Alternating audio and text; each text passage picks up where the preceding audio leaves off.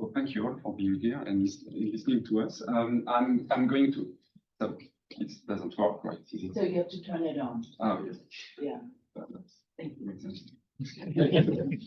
So, good morning, everybody. Thanks for being here to listen to us. I'm going to read a bit my presentation because with the jet lag, my English is not really precise. So it's better if I read. I'm sorry for that because people get bored when I'm reading things. I need also to remind you that this is the start of our research. Started a year ago. So I've got more questions for now than answers. So I'm not sure it's going to be very concrete, and it's certainly not oriented towards results. So you're not going to learn that, but for several years now, images generated by generative artificial intelligence systems, such as Midjourney, DALL-E, etc., have become quite commonplace. Like text generating systems, ChatGPT, among others, they are based on interaction with users, and that's the interaction with users that is of interest to me. And this interaction with users notably starts with the writing of a prompt. The aim of my current research, so what I'm going to talk about today, is to examine the various means at my disposal as a historian, to transform those prompts into primary sources for historians, and then try to analyze them. Just a bit of state of the art. Historians and memory studies, which is more and more my field, have since 2 or 3 years, quite a lot published about AI and its use in collective memory studies, in memory studies and in history. For instance, Wolfgang investigated what specifically trained generative AI for historians could be the possibilities and risk of AI and the use of AI, mostly machine learning, but also generative systems.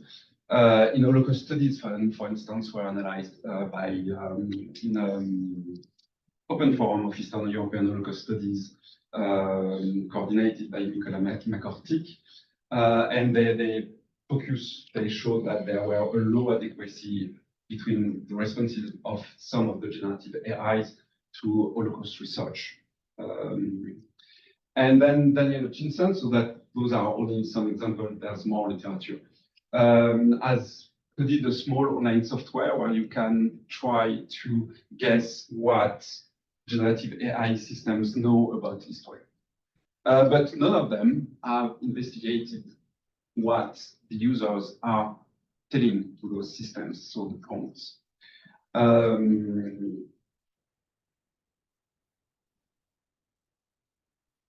Okay. Questioning the past is something important for historians because it's our basic epistemic activity. Basically, we start with a question to start the process of elaborating new knowledge about the past. The fact that those generative AI systems, whether text or image-based,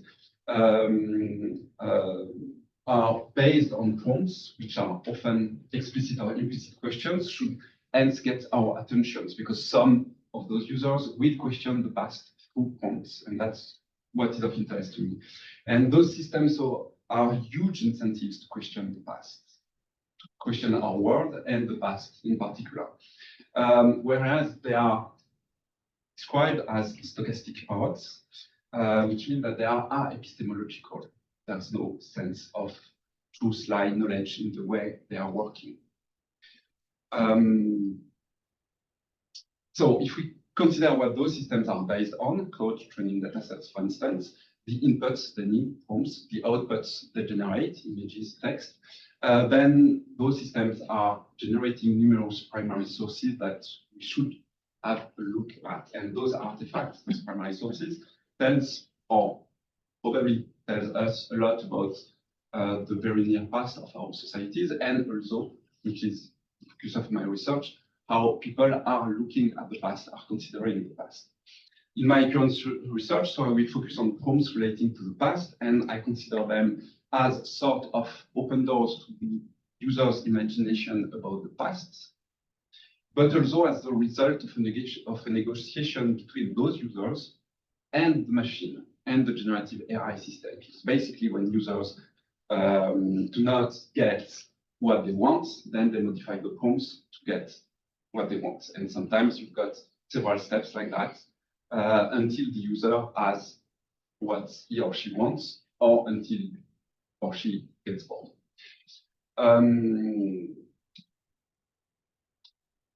The first problem of this research is that I need to harvest data, and that's not simple to get prompts. There are several ways that I intend to use or that I have used. The first way would be to use a dedicated prompt search, to use dedicated prompt search engines. There are some, for instance, Lexica.art.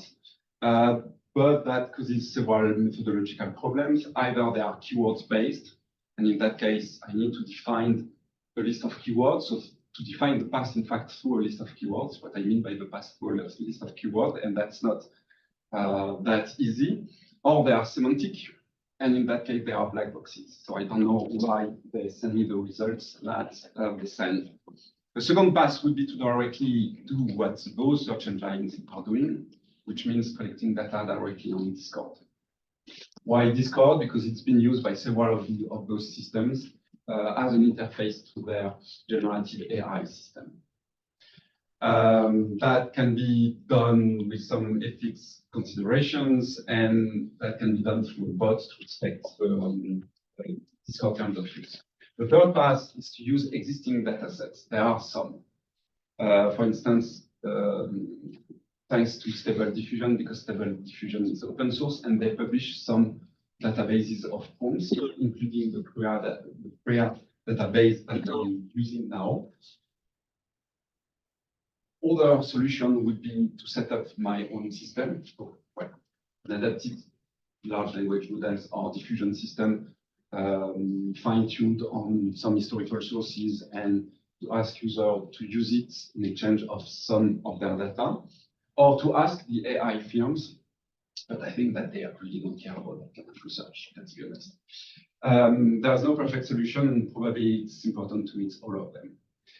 The second, another methodological problem is to constitute a corpus that is more or less balanced. By balanced, one of my problems is that all databases of prompts, whatever I use, lack sociodemographic metadata of the authors of the prompts for the users.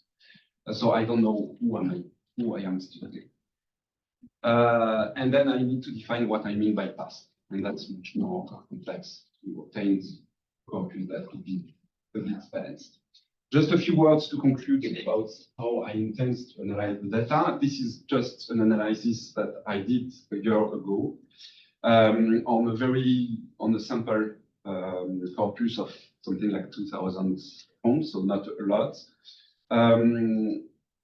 It's already interesting to see some of the results that I can get, and when.